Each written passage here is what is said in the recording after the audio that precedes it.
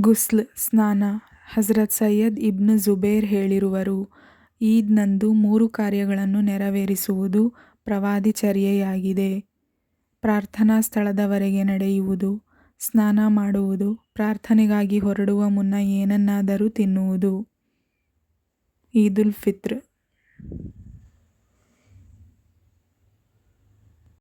ತನ್ನಲ್ಲಿಯ ಅತ್ಯಂತ ಶ್ರೇಷ್ಠ ಉಡುಪುಗಳನ್ನು ಧರಿಸುವುದು.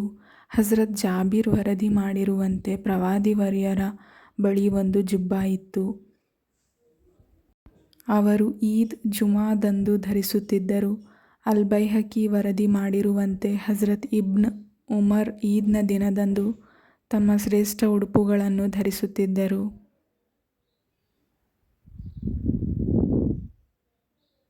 ಈದ್‌ಗಾಗೆ ಹೋಗಲು ಮನೆಯಿಂದ ಹೊರಬರುವ ಮುನ್ನ ಏನನ್ನಾದರೂ ತಿನ್ನುವುದು.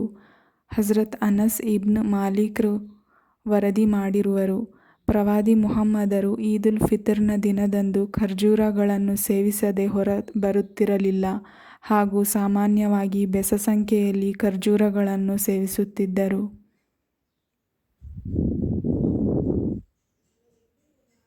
ಈದುಲ್ ಅಜ್ಹಾದಂದು ಈದ್‌ನ ನಮಾಜ್‌ನ ಬಳಿಕ ಕುರ್ಬಾನಿಯ ಪ್ರಾಣಿಯ ದಿಬಾಹ್ ನಂತರ ಅದರಿಂದಲೇ ಏನನ್ನಾದರೂ ಮೊದಲು ತಿನ್ನುವುದು ಅಪೇಕ್ಷಣೀಯವಾಗಿದೆ.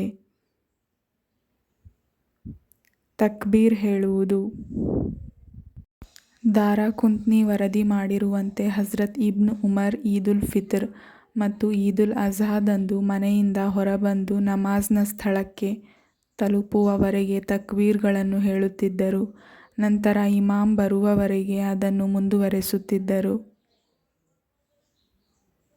ಈದ್‌ಗಾಗೆ ಸಾಗಲು ಮತ್ತು ಹಿಂದಿರುಗಲು ವಿಭಿನ್ನ ದಾರಿಗಳನ್ನು ಬಳಸುವುದು. ಹಜರತ್ ಜಾಬೀರ್ ಇಬ್ನ್ ಅಬ್ದುಲ್ಲಾ ರ ವರದಿ ಮಾಡಿರುವಂತೆ ಪ್ರವಾದಿ ಮುಹಮ್ಮದ್ ಈದ್‌ನ ದಿನದಂದು ಈದ್‌ಗಾಗೆ ಸಾಗಲು ಮತ್ತು ಹಿಂದಿರುಗಲು ವಿಭಿನ್ನ ದಾರಿಗಳನ್ನು ಬಳಸುತ್ತಿದ್ದರು. ನಫಿಲ್ ನಮಾಜ್. ಈದ್‌ನ ನಮಾಜ್‌ಗಿಂತ ಮುಂಚೆ ಮತ್ತು ನಂತರ ಯಾವುದೇ ನಫಿಲ್ ನಮಾಜ್ ಮಾಡಬೇಕಾಗಿಲ್ಲ. ಆದರೆ ಈದ್‌ನ ನಮಾಜನ್ನು ಮಳೆ ಹಾಗೂ ಇನ್ನಿತರ ಕಾರಣಗಳಿಂದ ಈದ್ಗಾ ಮೈದಾನದಲ್ಲಿ ನಿರ್ವಹಿಸಲಾಗದೆ ಮಸೀದಿಯಲ್ಲಿ ನಿರ್ವಹಿಸಿದರೆ 2 ರಕಾತ್ ತಹಿಯತುಲ್ ಮಸ್ಜಿದ್ ನಮಾಜನ್ನು ನಿರ್ವಹಿಸಬಹುದು.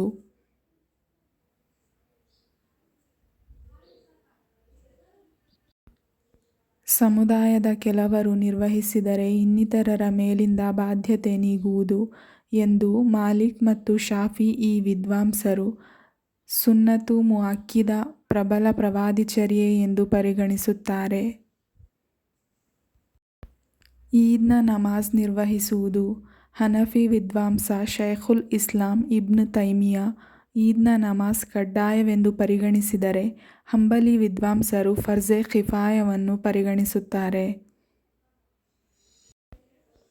ಪರಸ್ಪರ ಶುಭಾಶಯ ಕೋರುವುದು. ಹಜರತ್ ಜುಬೈರ್ ಇಬ್ನ್ ನುಫೈರ್ ವರದಿ ಮಾಡಿರುವಂತೆ ಪ್ರವಾದಿಯವರ ಕಾಲದಲ್ಲಿ ಈದ್‌ನ ದಿನ ಪರಸ್ಪರ ತಖಬ್ಬಲಲ್ಲಾಹು ಮಿನ್ನಾ ವ ಮಿನ್ಕುಂ, ಅಲ್ಲಾಹನು ಸ್ವೀಕರಿಸಲಿ ನನ್ನ ಹಾಗೂ ನಿಮ್ಮ ಆರಾಧನೆಯನ್ನು ಎಂದು ಹೇಳುತ್ತದೆ.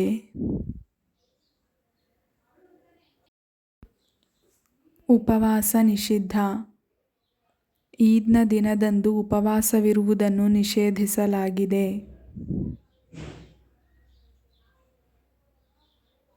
ಹಜರತ್ ಅಬೂ ಸಯ್ಯದ್ ಅಲ್ ಖುದ್ರಿ ವರದಿ ಮಾಡಿರುವಂತೆ ಪ್ರವಾದಿಯವರು ಈದುಲ್ ಫಿತ್ರ್ ಮತ್ತು ಈದುಲ್ ಅಜ್ಹಾ ದಿನಗಳಂದು ಉಪವಾಸವಿರುವುದನ್ನು ನಿಷೇಧಿಸಿದ್ದಾರೆ.